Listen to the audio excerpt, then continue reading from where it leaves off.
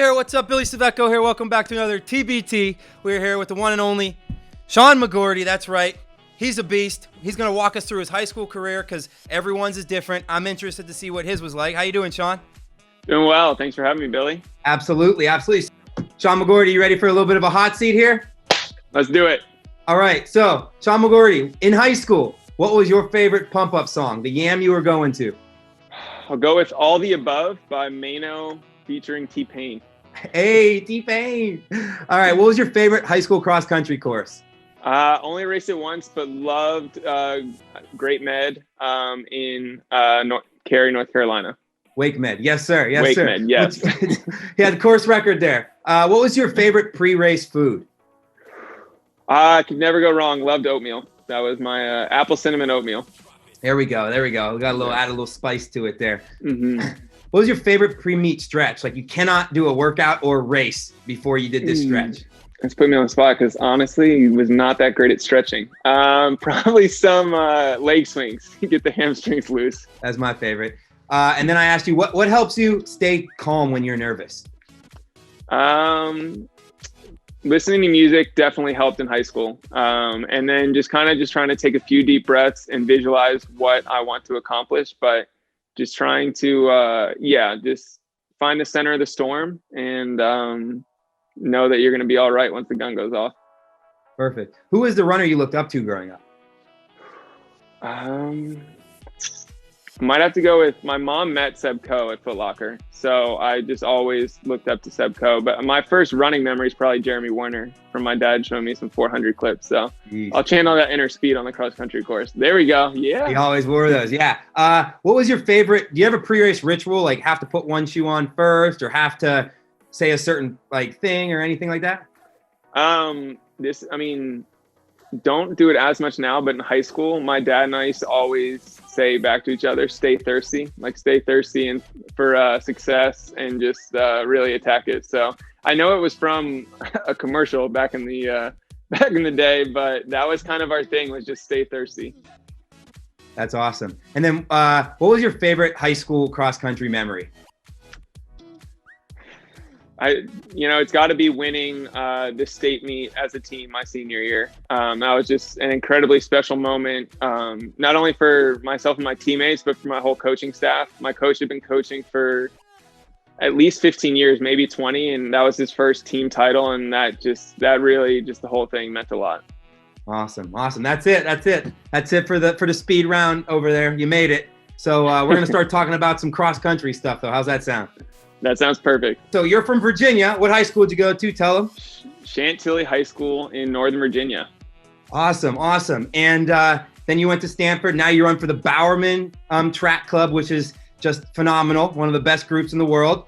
But like we always said, you ran, you're like 336 in the 15. You got 746 3K and you run 1311 in the 5K, which is unreal. That makes me go crazy. But it didn't start there. Kind of talk about where running started with you. So running first started by my parents probably taking me to some track meets while my dad was still competing in pole vault as a master. So both my parents did track and field at UNC. Mom was a middle distance runner. Dad was a decathlete. And my first memories would definitely be watching my dad still vault at 40 years old. And then, second memory is probably just trying to keep up with him in a turkey trot.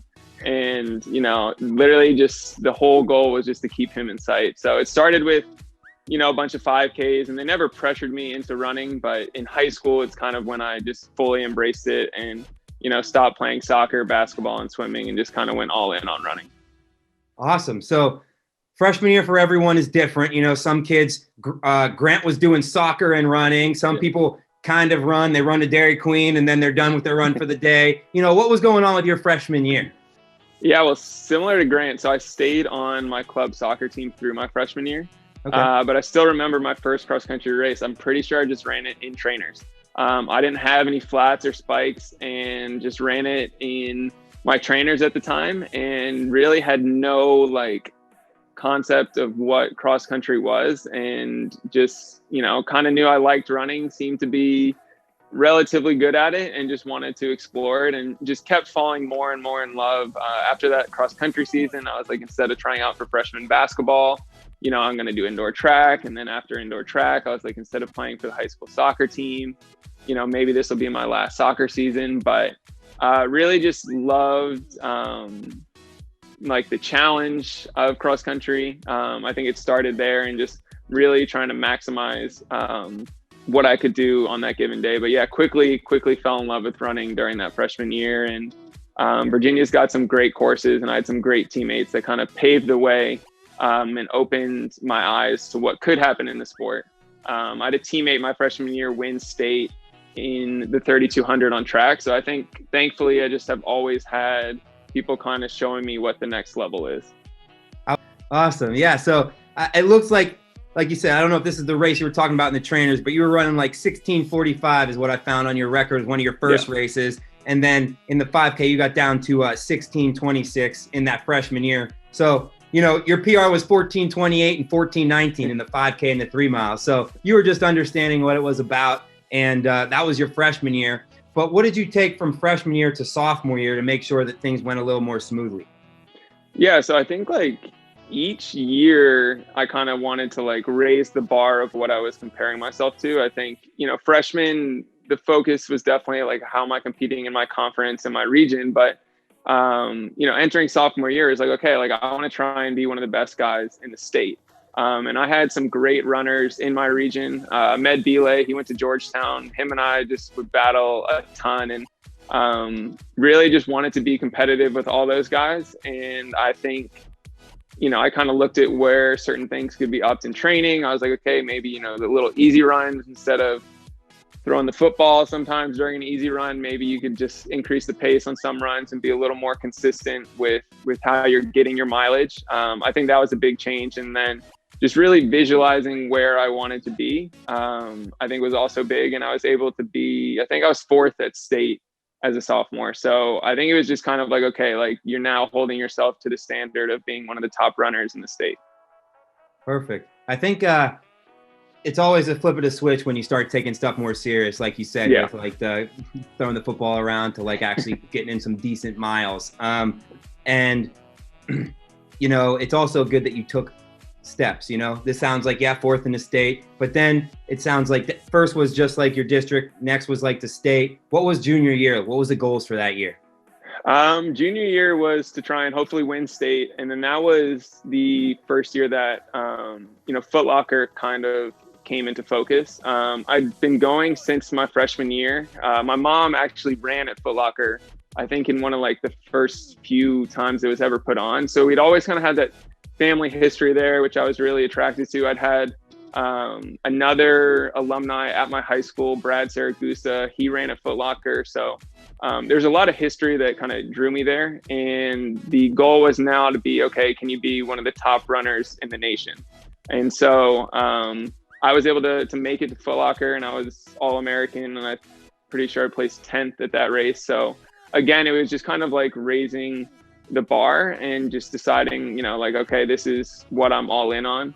And another big shift, not to go back to sophomore year, was kind of the year I decided to put my other sports on pause. I walked away from soccer. I was like, okay, I can take a full year off. Maybe I can still play in college if I decide that's where my like passion lies. But I kind of just like flipped a switch and was like, okay, I'm going to go all in on running and see what I can get out of it. Perfect. Now, this is a little mix. This is something that I think is really cool. And again, everyone's path is different. Yeah. You had a couple of these guys that were living under the same roof that were on your team, right? Yeah. So when did your brothers come into play, and talk about how cool that was and how much of an impact that had on your first early years or your years? So unfortunately, was never on a team in high school with Brandon. But Ryan joined the team when I was a junior. And I think instantly just having like your younger brother on the team, it just gave everything so much more meaning. I mean, you wake up early for the summer practices together, you're driving home from practice after school. I think it's really just a fantastic bonding experience, with your teammates, but to do it with your brother, I think was incredibly special. And so we were able to win the state meet my senior year, and my brother was on it. And so that was just incredibly special to just share that moment with him. And then Ryan was actually able to do it the next year with Brandon on the team. So I think Ryan honestly got the better end of the deal by winning 2 team state titles, one with each brother. But it just like so many goofy memories. We did like a few boxer days. Like we both had like Superman and Batman boxers, and we got the whole like guys team that was the outfit that you ran in that day. So really just a lot of fun having my younger brother on the team. And then while we never ran a cross country race together, I did get a little time with Brandon at Stanford, and we ran the DMR at NCAAs together. So those relays and those experiences with brothers, I mean, that's just priceless. And, I think it means just as much to us as it does to my parents, obviously. Yeah, incredible. I mean, your teammates do become like your brothers, but your blood brothers are always different. It's a special spot. So again, that was awesome. You said just junior year, you and your brother got to start to run together. And then what happened senior year? I saw you got pretty high in the rankings, national rankings there. Talk about that. And what was the difference from junior year when you started taking it more serious? You left sports, talk about what some things you were doing differently training, except for just trying hard and pushing the bar higher. I mean, I think consistency really started to become more of a focus. I still remember every summer we would meet at this one park in the woods, and my high school team loved to play manhunt during the run. And so I remember I think it might've been junior year during that summer. I came home, my dad was like, "Oh, like, how's the run?" And I was like, "Oh, we played manhunt." And he was like, "Oh, so you can go for your run now. Like, there's the door." And I think but that was like the push you kind of need to be like, okay, you can have fun with your teammates, but you still want to get the work in. And I think, gradually built my mileage. I was not a huge mileage guy in high school. I think just at my senior year, I would just consistently run 50 to 55 miles. Okay. But I think a big thing I tried to focus on gradually was like, okay, like, can I make my easy run pace a little quicker than it used to be the year before? And like, I just had certain benchmarks that I kind of wanted to like compare to. Is like, okay, like maybe your tempo pace was 5:15 one year. Can you make it 5:10 this year? What pace can you like make comfortable? And just really tried to focus on like getting a good long run in, even as we started to race in cross country. Like the next day, like get yourself like to go do 10 miles. That's a normal run now, but in high school, I was like, that's my long run. And I think that was just really important. And then the workouts just kind of follow that. But I think for me, a big thing in high school is, can I make, what is my consistent level of training, and how can I raise that each season and each year? And that kind of just carried over into senior year. What happened your senior year? Talk about the results.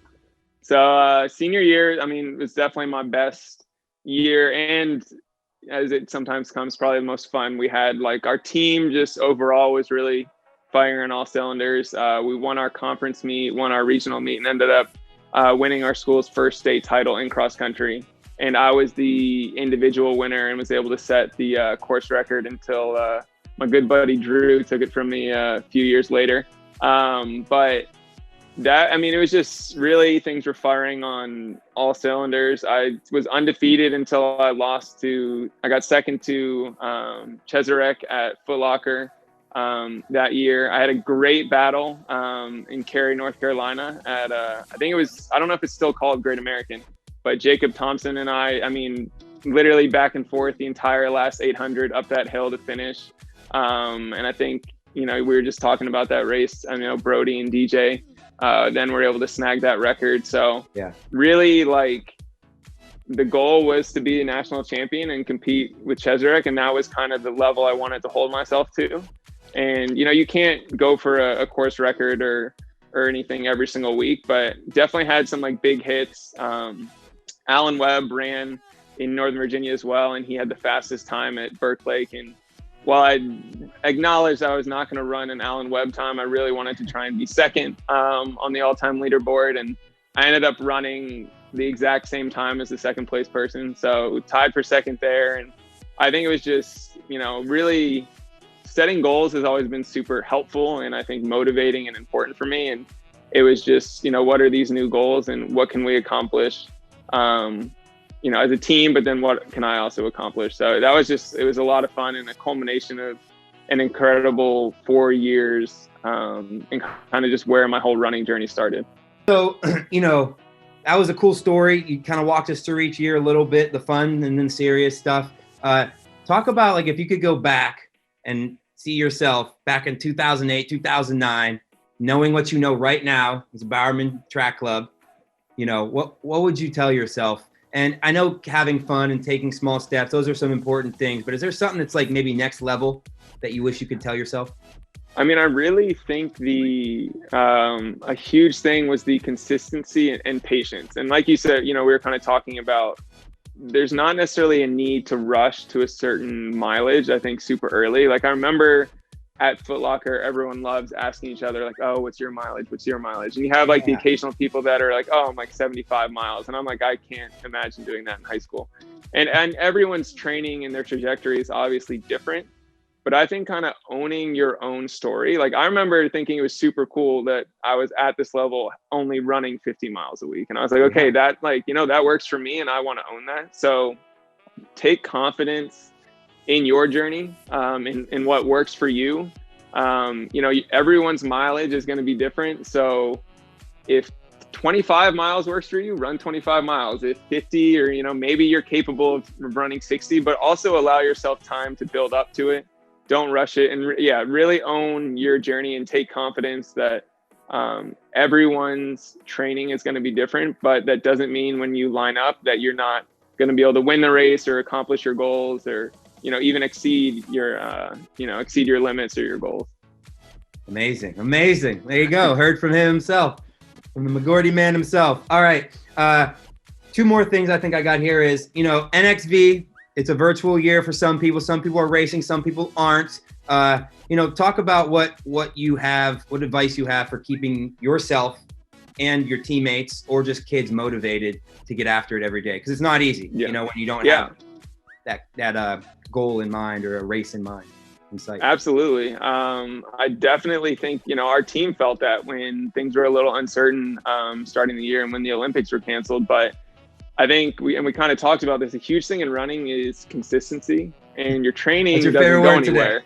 Yeah, I know, but your training doesn't go anywhere. So if you're able to, get yourself out the door and hit some of these workouts when you are finally able to race again, I think you're going to be really happy with all the work that you were able to put in. And I think you're going to learn a lot about yourself if you're able to, to push through and keep, finding the motivation to train. Maybe your team's able to set up some fun time trials, do some distances that you don't normally do, like a 2K or 4K, or I think you can have some fun with that. And then, sprinkle in like rest days here and there. You don't want to fry yourself completely, but I think, NXV is a great opportunity to kind of create those goals or to create those races for yourself, to give yourself something to stay motivated with. Perfect. All right. Well, thank you so much. I appreciate everything. That was awesome. Of course. Ayo, that's it. Run and done. Another TBT in the books. Sean Mcgorty, what a true legend, true gentleman, great person all around. That was a cool story he had. It's cool to run with his brothers, cool to have someone to look up to. Very awesome. He's awesome. And you can be awesome if you put your mind to it. Stay happy, stay blessed, and stay running. We'll see you next week. Bye.